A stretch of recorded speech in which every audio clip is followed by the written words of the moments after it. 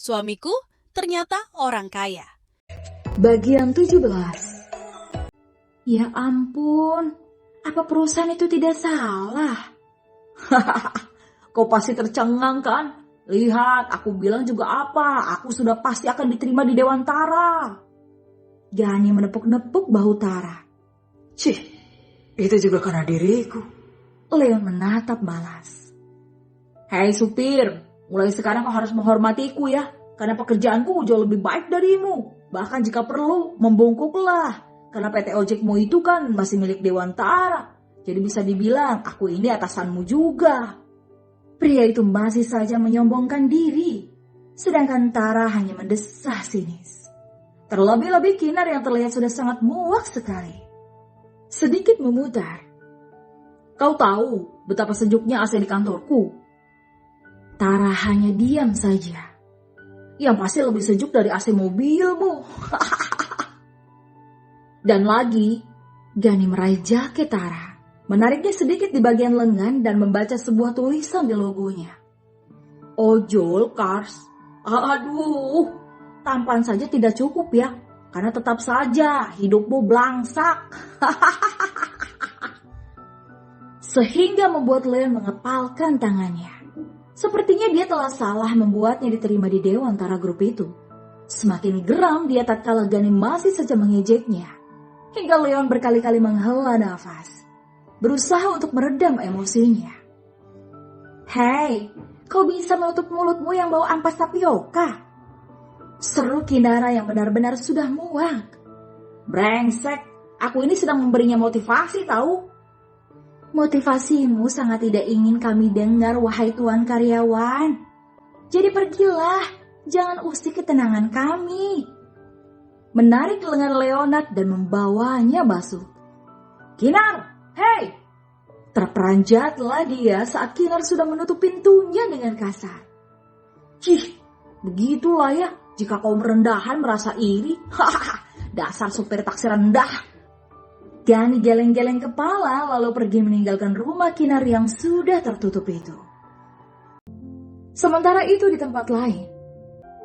Di rumah utama. Seorang pria paruh baya mengetuk pintu ruangan kerja Tuan Muda Leonard. Menghampiri seorang pria yang masih sibuk dengan laptop dan kacamata yang melekat di sana. Pria itu pun menoleh sesaat dan kembali pada layar laptop di hadapannya. Membiarkan pria itu masuk sembari membawakan susu hangat untuknya. Silakan Tuan Ivan. Pria yang sudah berusia sekitar 70 tahun. Dengan tubuh sedikit tambun. Dan pandangan yang sudah mulai rabun itu meletakkan sedal susu hangat di sebelah laptop milik sekretaris Ivan. Terima kasih, Pak Rudi. Sekilas senyum tipis tersungging di bibirnya. Menikmati sejenak susu itu sembari rehat. Setelah melakukan rutinitasnya sedari pagi. Bagaimana kabar Tuan Muda? Apa dia makan dengan baik dan tidur dengan layak? Tanya Pak Rudi setiap hari tanpa bosan. Hal itulah yang beliau pertanyakan, sehingga membuat Ivan mulai bosan menjawabnya. Ia pun diam saja. Karena itulah Pak Rudi, pria yang sudah seperti ayah untuknya ataupun Tuan Muda. Karena hanya beliaulah yang selalu mengkhawatirkan kondisi keduanya. Mungkin karena Pak Rudi tak memiliki anak, walaupun beliau sudah menikah lama dengan istrinya. Bahkan kasih sayang beliau mengalahkan kasih sayang Tuan Baskara pada Tuan Muda. Ataupun Pak Jovi, ayah dari Ivan itu sendiri, yang masih setia mengabdi sebagai kaki tangan Tuan Besar. Kapan Tuan Muda akan pulang? Saya sudah rindu ingin memasakkan nasi omelet kesukaannya. Ucap pria sepuh itu lagi. Ivan tersenyum. Tuan Muda sangat sulit posisinya saat ini, Pak. Karena istrinya sama sekali belum tahu siapa dia. Jelas Ivan pada Pak Rudi yang sudah tahu perihal Leon yang sudah menikah. Dan lagi pagi ini, aku melihat pancaran bahagia yang lebih cerah dari sebelumnya. Ivan menengguk susunya lagi. Lalu beranjak berjalan menuju sebuah kaca jendela yang sangat besar dan tinggi di hadapannya. Sementara Pak Rudi hanya diam saja mengamati punggung kekar itu. Anda tahu, Pak, usiaku terpaut 7 tahun darinya. Sejak kecil aku sudah biasa menjadi teman bermain tuan muda, menganggapnya seperti adik kandungku sendiri, dan menuruti semua yang dia inginkan. Walaupun aku harus menjadi sasaran empuk kemarahan ayahnya atau ayahku sendiri saat terjadi masalah dengannya. Aku sangat menyayangi tuan muda Leonard selayaknya adik yang manis, walaupun kadang tingkahnya membuatku gila. Terkekeh sendiri saat mengingat dia harus mengikuti acara jalan-jalan tuan mudanya itu. Sementara Pak Rudy tersenyum.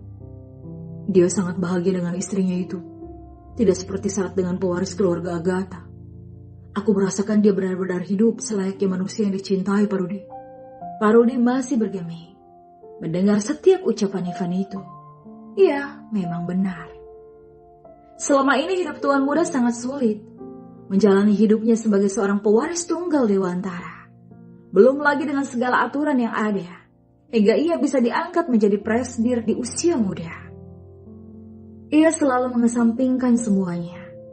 Hal-hal yang seharusnya ia lakukan selayaknya manusia yang memiliki kesenangan.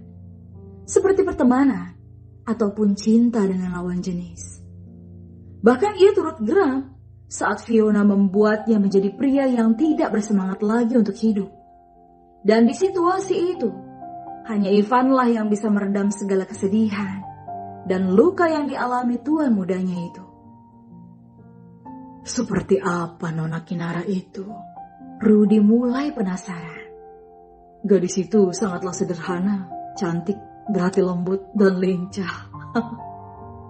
Ivan menggambarkan visual tentang wanita sesuai dengan apa yang ia lihat. Kurasa tuan muda benar-benar mendapatkan malaikat cantik yang tepat sebagai teman hidupnya. Namun, Anda tahu, Pak, jika tuan besar belum mengetahui perihal ini kan? Benar. Dan saya tidak yakin tuan besar akan menyetujui ini.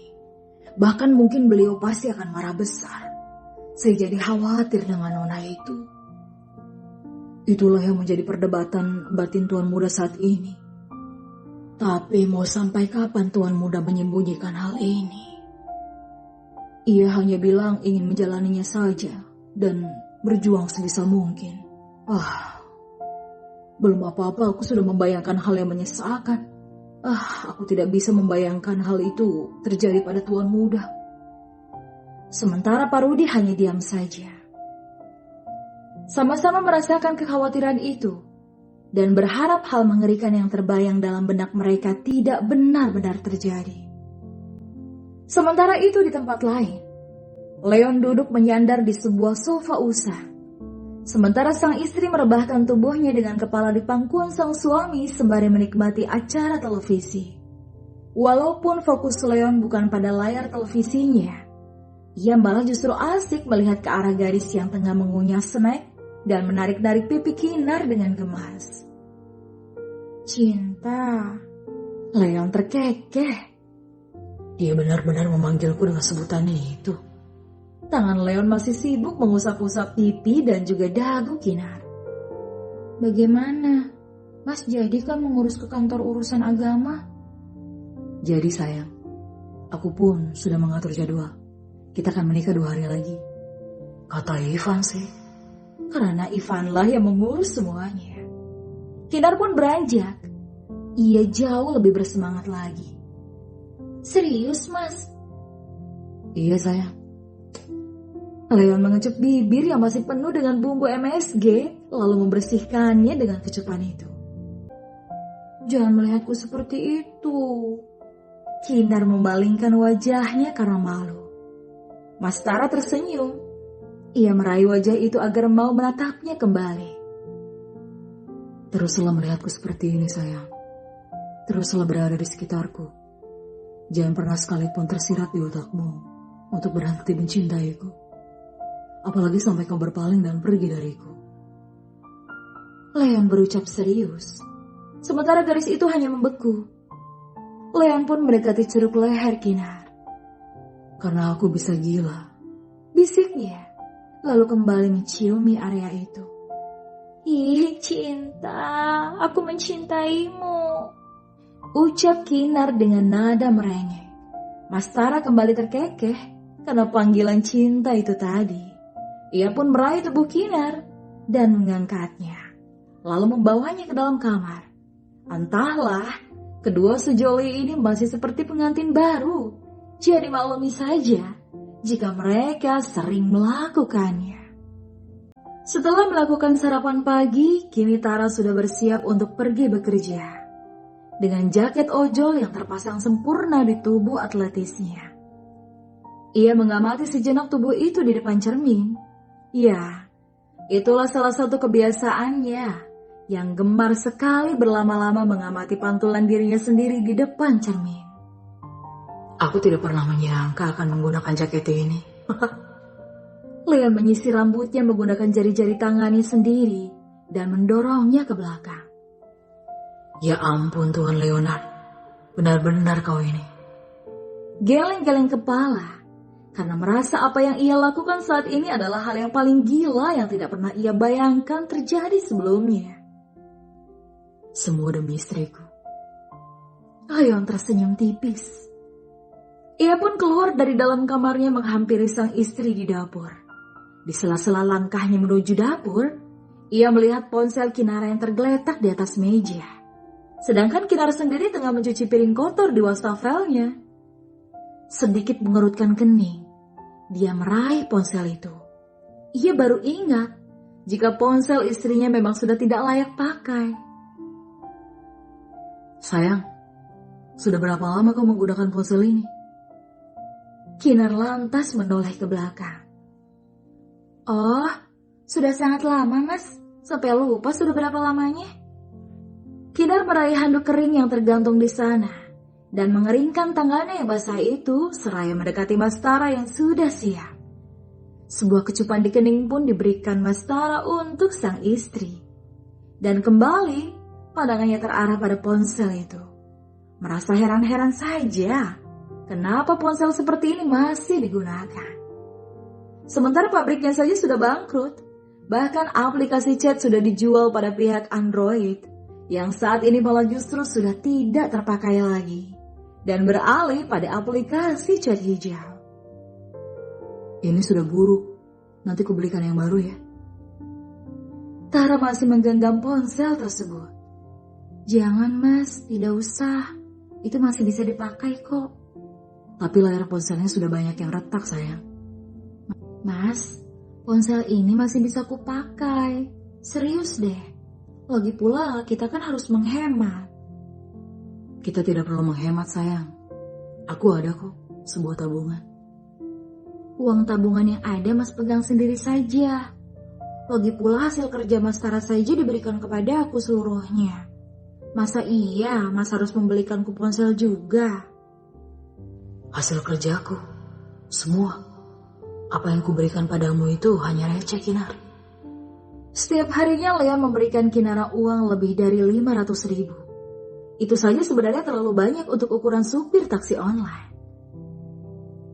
Cinta. Tara pun tersenyum.